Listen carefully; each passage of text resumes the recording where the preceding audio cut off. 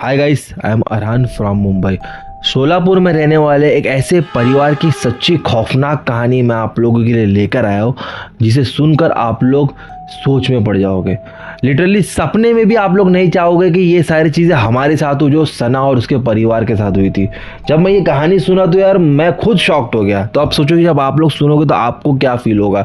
जो भी है कमेंट सेक्शन में मुझे ज़रूर बताना।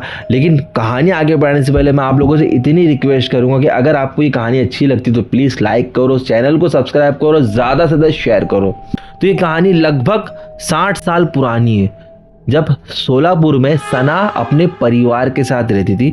सना के घर में सना, उसके हस्बैंड, उनकी 2 बेटियां प्लस सना की सास थी। क्या सना के हस्बैंड हमेशा यही कहते थे कि हमको अगर एक लड़का हो जाए तो हमारी फैमिली कंप्लीट हो जाएगी।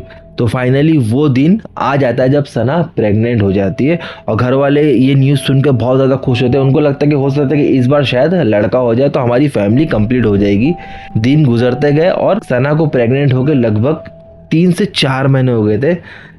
अब इस दौरान जो लेडीज़ होती है उनको पेट में बच्चे की मूवमेंट महसूस होना स्टार्ट कर देती है।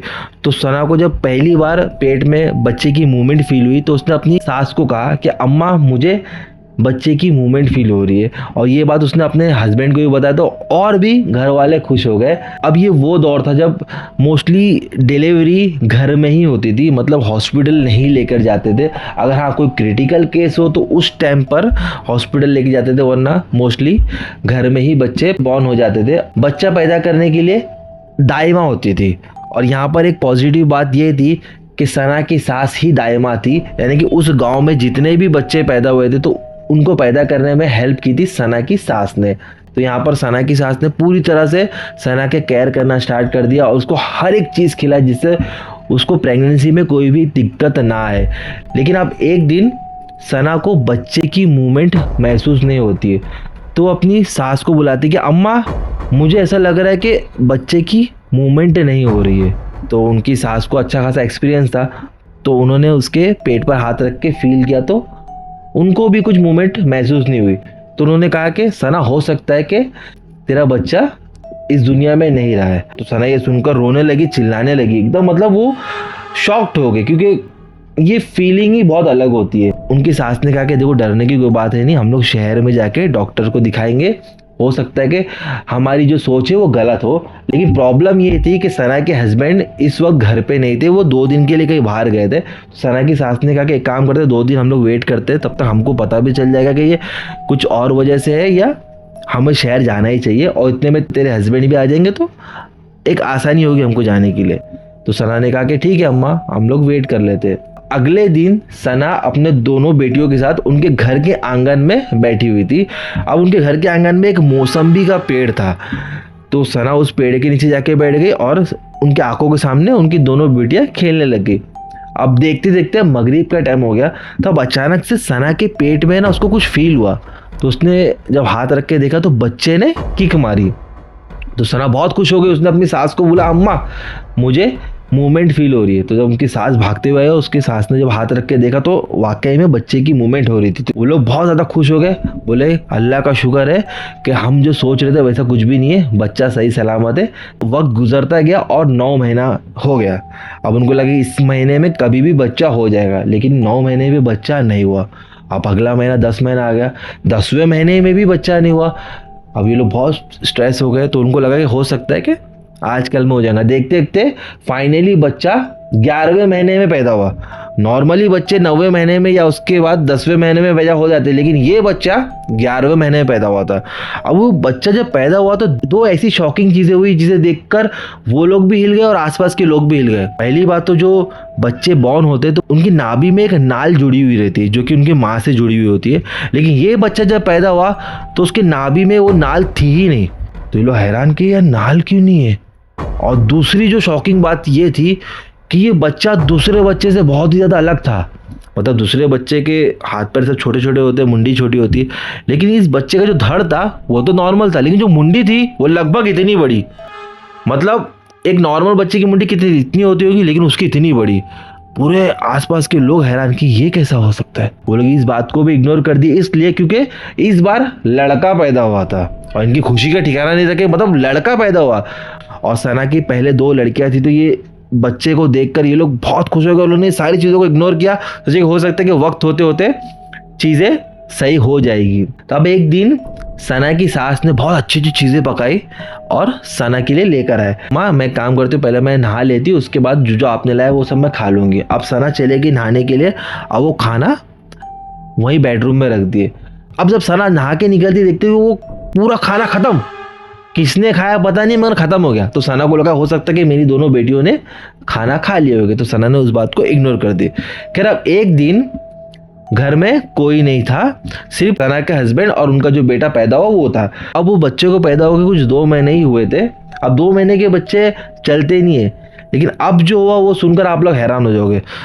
सना के हस्बैंड लेटे हुए थे, तब उनको ऐसा लगा कि कुछ हुआ, मूवमेंट हुई है बाजू में। तो वो देखे तो बच्चा नहीं।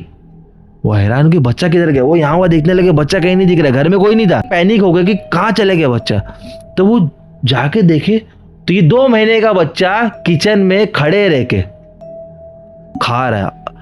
2 महीने का बच्चा, कैन यू इमेजिन, कुछ खा सकता है, लेकिन ये बच्चा खा रहा था। ऐसा खा रहा था जैसे कि मानो कि कोई बड़ा आदमी खा रहा हो। मतलब जो वो उन्होंने देखा वो कोई नॉर्मल चीज़ नहीं थी। वो बच्चा लड्डू खा रहा है, फ्रूट खा रहा है। मतलब सना के हस्बैंड देख के कांपने लगे, पसीना पसीना हो गया। उनको समझ में आ गया कि ये कुछ और चीज़ है। वो फौरन आके अपने बेड पे लेट गए। अब वो एक आंखें हल्की सी खोल के देख रहे कि वो बच्चा चलते हुए आ रहा है। 2 महीने का बच्चा अजीब तरह से खा रहा था, वो चलते हुए आ रहा है। बराबर चला, उसने ऊपर आया, बेड पे भी चढ़ा गया। वो कैसा चढ़ा पता नहीं, चढ़ के आके वापस हो गया। उसके हस्बैंड पूरा पसीना पसीना हो गया। अब जैसे सना और उसकी सास आई, सना के हस्बैंड ने चुपचाप जाके बोला कि ये जो हमारे बेटा, ये हमारा बेटा नहीं, ये कुछ और है। वो सारी चीज़ें बताए जो उन्होंने किचन में देखे। सना रोने लगी, उसकी सास भी डर गई। सना बोली थी कि नहीं ये ऐसा हो ही नहीं सकता। तो उसके हस्बैंड बोले कि नहीं ऐसा बिल्कुल हुआ, मैंने अपने आंखों से देखा हो। तो ये लोग डर गए, सहम गए। लोग सोचे क्या करना चाहिए अब।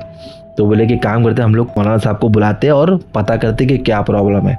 तो ये सब बातें मौलाना साहब को लोग ने जाके बताया। अब मौलाना साहब आके देखे तो बच्चा लेटा हुआ है, सो रहा है। तो मौलाना ने क्या किया, पहले बच्चे के चारों तरफ कुछ पढ़कर पानी फूके, एक गोल दायरा बना दिया उसमें बच्चा। और अब वो जोर जोर से आयत पढ़ने लगे और उस बच्चे के ऊपर पानी मारे। तो बच्चा उठ गया, उठ के बैठ गया। 2 महीने का बच्चा उठ के बैठ गया। अब ये मौलाना बोल रहे कि तू है कौन, तू बोल तू कौन है। तो फाइनली जाके बोला उस बच्चे ने, 2 महीने के बच्चे ने बोला। और जब वो बोल रहा था तो इसके गर्दन में से ना इतनी अजीब सी शैतानी आवाज कि मैं इसका बेटा नहीं हूँ, मैं मौसम्बी के पेड़ पे रहता था। एक शाम को जब ये उस पेड़ के नीचे आके बैठी थी तो मैंने देखा कि ये प्रेग्नेंट थी, लेकिन इसके पेट का बच्चा मर गया था। तो मैंने उस बच्चे को जिंदा किया। वो मौलाना बोले तू एक इंसान नहीं है, तू शैतान है, तू यहाँ पर नहीं रह सकता। तो वो शैतान बोलता है कि नहीं मैं यहीं रहूँगा, मैं किसी को नुकसान नहीं पहुँचा रहा हूँ, मैं बस यहीं रहूँगा। वो शैतान भी अपने जिद पर अड़ गया, मौलाना भी अपने जिद पर अड़ गए।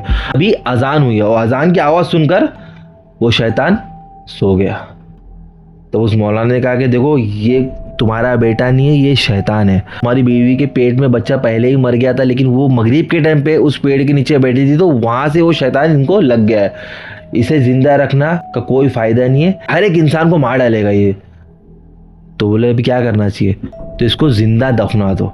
तब उस शैतान को वो लोग ने जिंदा दफना दिए। दफनाने के बाद वो लोग उस घर में ही थे, लेकिन उसके बाद से सना को और उसके परिवार वालों को वो नजर आता था। करता कुछ नहीं था बट वो नजर आता था। कभी बेडरूम में बैठा हुआ है, कभी दरवाजे पे खड़ा हुआ। मतलब वो लोग इतना ज़्यादा परेशान हो गए थे कि मजबूरन सना और उसके परिवार ने उस घर को छोड़ दिया। वो घर आज भी वहां पर मौजूद है, लेकिन वो घर को कोई खरीदता नहीं, क्योंकि आसपास के लोगों को सबको पता है कि यहाँ पर उन्होंने किसको दफनाया है। और वो इंसान नहीं, वो शैतान था, और इसी वजह से वो आज घर एक खंडर बन गया है।